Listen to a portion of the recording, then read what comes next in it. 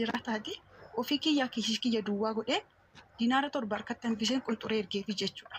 Garuu ani immoo waan lama miidhama. Nama kanas nan dhabaa laphee koos nan dhabaa maallaqa koos nan dhabaa maaliif saatii sanatti rakkoo jira kottu waadnaa bilbilii sin gaafadhe jedheeni maaliif bilbila cufatee bade. Ishi kaleessa malee dheengadda FB irraa maaliif bilookina godhee gara rakkoon qabannetti. Isatu na gaafachuu qaba isatu na iyyaafachuu qaba iyyuu mala maatii kootti immoo hin bilbille. Maatii koottis hin gaafanne. Maatiin koo ndoon bilbilli isaanii bilbilli koo cufaa ta'ee maatiin koo akka malee dhiphachaa turanii akkan isa hojii walitti bu'ee maatiin koo siisteriin koo dheengadda dhageesse walittiin koo mana yaala turte bilbilli isaanii cufaa ture. Maatii koottis hin bilbille wajjin isin haasofne. Sooban barbaachisu jechuudha asittinaa. Anis jamman maallaqni kun guddaa ta'eef osoo hin taane maallaqa osoo hin taane sammuu koo saayikoo koo baay'ee na miidhe jechuudha. Ani baay'izawwee Waaqayyo irraa Kiristoos irraa abdiin kun raajota raagini abdiin kute haala kanaatiin jechuudha. Maaliif haala baay'eedhaan natti dhufe sammuu koo laphee kun na miidhame jechuudha biyya namatti. Sinii galeera ani maallaqni kun naaf guddaa ta'e miti miidiyaa irratti baase. Garuu haala inni ittiin keessattuu dhaqee gaafa miidiyaa irra bilookii na godhu bilookii kan na godhe sana immoo iskiriishoot godhe si ergeera kaleessa keessa. Eenyu akka bilookii godhe marrajaan isaa hin beeksisaa jechuudha. Kanaafi obbolaa kottu immoo bilbile. Obbolaa kottu bilbile siisteriin koo mana yaalaa turte silkiin isaanii cufaa ture eengaddan isaa wajjin wal arge. Maal taatee jirta huqqattee jirta gurraachoftee jirta jedhanii na gaafannaa akkas jedhee itti himee jechuudha. Kanaaf hin barbaachisu hin bilbille obbolaa kotti. Kun waan dhugaa jirudha. Waan hin balleessuu jiraate immoo na of galcha. Okay. Tokkicha dhiifama. Ani sisaayii fi soddaa ishiitii fa'i bilbileera. Timee gaafadheera. Mee waan sanaan gaafadhe haala sanaan jedhee ture.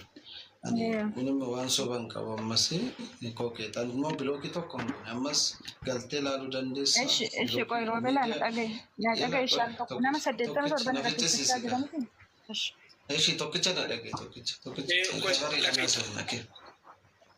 tokkicha na dhagaye kookeetaan amma.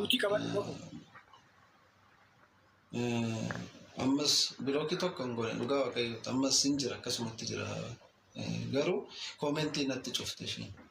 ሁለተኛ ደግሞ ያን ሽን ፍድ ማይኒ እኒ ተኮን ናፍ እንትን ታኒ ዋቀው ነጥስዱበት የራ ከራነ ማስነት ድበት የራን እንጀለ እኒ ከራነ መታይ ዋቀው ነጥድበት የራ ከራነ ተረጅርቱ ስንስር ይደና እንጀለ ነገሩ የሮና ማፈሪ ነጥድበተሙስ አንሞ ባዲያ ዋነን ቶሬፍ ዶጉ ባረብት ነምኔ ቦላው ፍነጀሱ ቡስን ዱበዶ እና ነማሰ መድረኪ ዋቀው ረዳበት ሲሲ ነምኔ ኩለስ ነማ ያደ ዋቀው ነው ነማ ዋቀፉን ተረዳበት አማስ ዋንሱ ባንቀቡ ባዲያን ቶር ባይን bilbilaaf bayin dubbisu inaan dubbisu yaalu isheen cufti guyyaa nama polisa kan du'e suma kooti polisa rakkooti isa awwaale baadiyyaa networkiin hin jiru baay'ee rakkataa jira kookeet gara ol bayin mixii bilbilaan jedheen jidduma kanaan egaa siin tolu namni baay'ata kana malee tolbee tokko malee WhatsAppis blocking gooni dugum Telegram irraa barbaadeera sisaayii immoo soddaa ishiitti dawwaleera wanni ani iddoo kanatti nama waaqa fuulduratti dhaabbadhee sobus hin jiru kookeet ammas wanta itti beekuu qabdu ammas ansiin kaane duguma birri sadhumaa immoo gaafa ergitu indoo mi'a manaan ajaje qabdii kenneera mi'a manaa mana jira malee inaan dhufaan anjit bakka mi'aan ajaje jennaan bakka isheetti ergiti. Qaxxataan birrii sana geesse warra mi'a hojjetanitti hanqin indoon futeenidhaan ergee fira suuraa antini mucaannatti kennee jira. Bakka nan ufadda ishii jettee guyyaa ishii kana garuu ishii torbee lamaa sana baadiyyaadha bakka Areeroo jedhama yoo Boorana keessa lafa fagoo beekta waan sana ta'eef lafa neetworkii hin jirre gaaf tokko deebisee dubbisuu yaallan barreesseef. Online irra jirti TikTok irra online irra jirti siin achumaan TikTok akkatti hin galu dhabnaan imo irratti isa shiin chillaa itti barreessite san barreessite pocket miner akkoo keessa dubbisuun barbaada bakka networking hin jirre hin jiraan jedheen ishiin ugaa jiddum kanaan egaa bakka wanni kun uumame bilbilli kiyya kanaaf cufame malee ammas jibba shiin qabu ammas ama shiin qabu siin jedhee dhuftee nagaafatu dandeessa keenyammoo waldaanis karaa gubbaadha karaa caalu sana labuu dudda duuba. Maskalanya bakka jalan tokko beekaas fedhine asfaaltirra soban qabu bakka kiyya so barbaadni dhuftanii qorachuu dandeessu ammas jibba shiin qabu ammas dhugaa Waaqayyooti inda wala sagatti dawwaleera Lamin anaaf waaqayyotu beeka. Maaliifuu ishiin achi jirti tarii isa faana mucaa faana walii galuu dhiisuu dandeessi. Garuu waldaas dhuftee immoo ati waan jirtu qorattee gaafa dhugaasaa argite immoo ani malee ammas waan ishiin asubsiisun qabu waan ishee attaallalu sin jiru nama waaqa dhumu waaqa dura dhaabbatanii sobanii nama duratti waaqa duratti ammas malee isa ishiin ergaa dhageessin arabbashaa dhuftee taalli naa galuu didi nan dubbistu anatti ifa goote kana naan hin jettu xaxxeetti. Mee telegiraam irra xaxxee achumaan akkanaan koomentii hin barreessine muluu goote. Egaa waan hundumaa koomentii akka hin goota akka namni tokko miseejii siin saafne hin goota oof goota. Feesbuukis galee oof goota. Imoos galee oofii goote. Achumaan waan an godhu dhabe bakka achumaan karaa feesbuukii barreesseef yoo nan barreesseef aan ka'u kaane koomenti goote daftee malee zuurii tokko barreesseefira.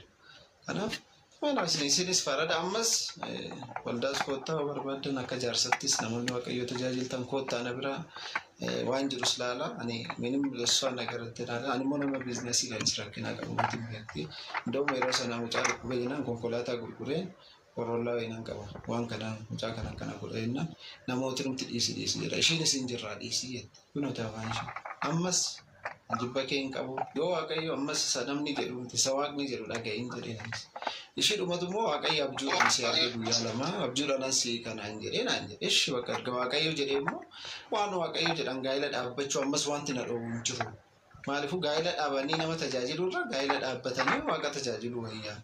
Kanaaf anattis gufuu akka hin taane kana waaqayyo irratti kadhanna kootuun jedhe bakka ammas dhugaan jirtu sun kana baadiyyaa waan turee fi cufaa ture baadiyyaa konneekshinii immoo hojjetu taanaan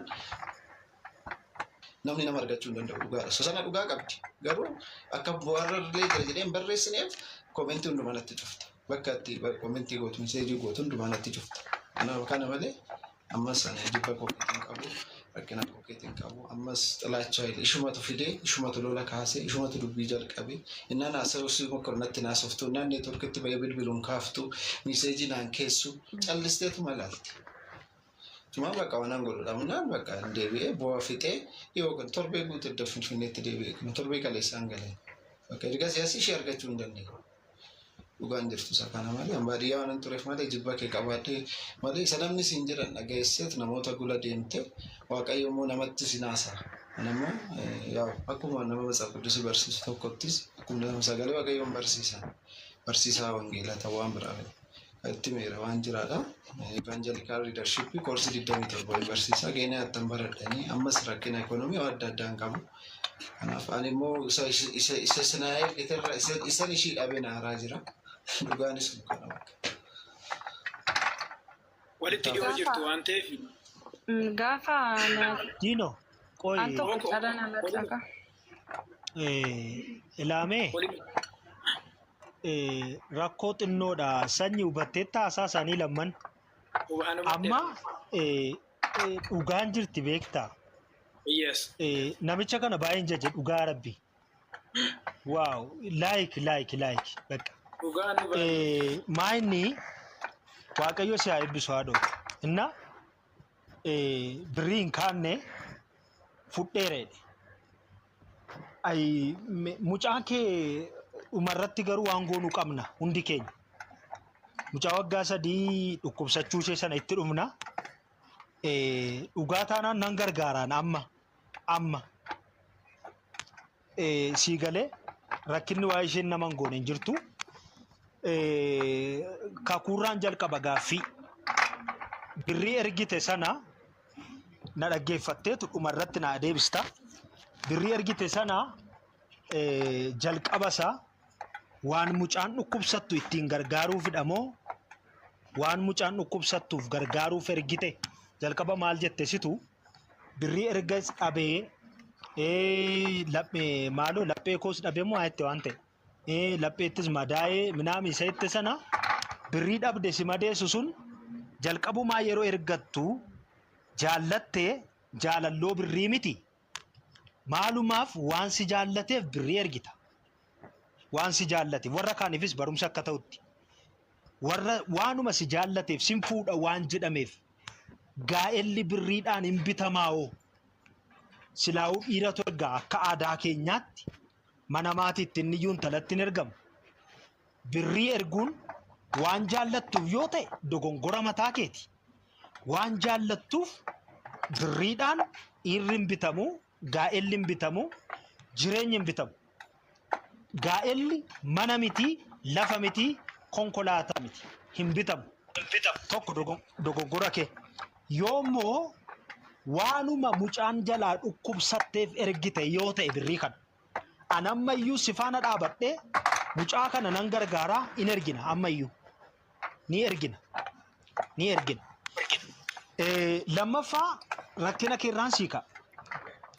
Raajotaan gaa'ela waa'ee gaa'ela raajotaa kana. Raajonni kun bor of naa eegi. Ofii isaaniitii si gaafatachuu jalqaba. Macaafa qulqulluurra hin jiru joo waa'een gaa'elaa abaluu sii kennaan kun hin jiru. Waaqayyo gaafa nama tokko dhiira godhe, nama tokko dubartii godhee uume walii kenneera. Raawwateera kun Waaqayyo bira. Raawwateera. Kanaan achi raajota raajonni akkasidha abaluun sii kenneen kun si duwwaa miti namoota baay'eetu cafamaa jira. Fakkeenya tokkoon sinii kaasa diinoon dheeressu. Biyya waamaa kuraa jedhamtu iddoon itti dhaladhetti intala tokkotu yeroo dargaggummaa isheetti namni ga'eenuma bareeda. Dhiirotatu irratti wal lola ture.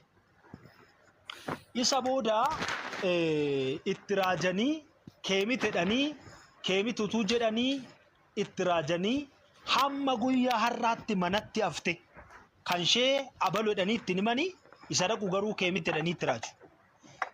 Kan kee kan ta'e hin himu, kan kee kan hin taane hin argu, kan kee kan ta'u immoo hin argan. Amala raajota argitanii kee abaluun jedhanii keemiti immoo hin galchan. Lammaffaa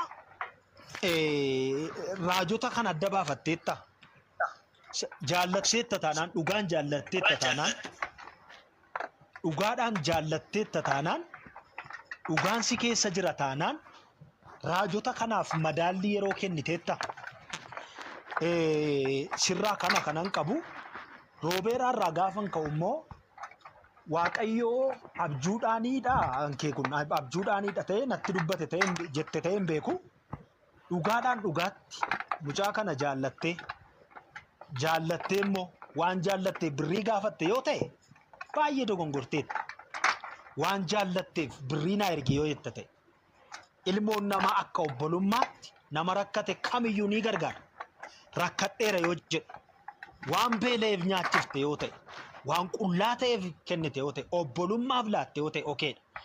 Waan rakkatteef gaafatte yoo ta'e waan beelofteef gaafatte yoo ta'e okeedha. Garuu waan jaallatte bifa jaalalaatiin mucaa kanarraa nyaatteetta yoo ta'e cubbuu guddaadha, yakka guddaadha. Maaliif? Gaa'elliif birriin garaagarummaa fardaaf samiidha, lafaaf samiidha. Walitti dhufan.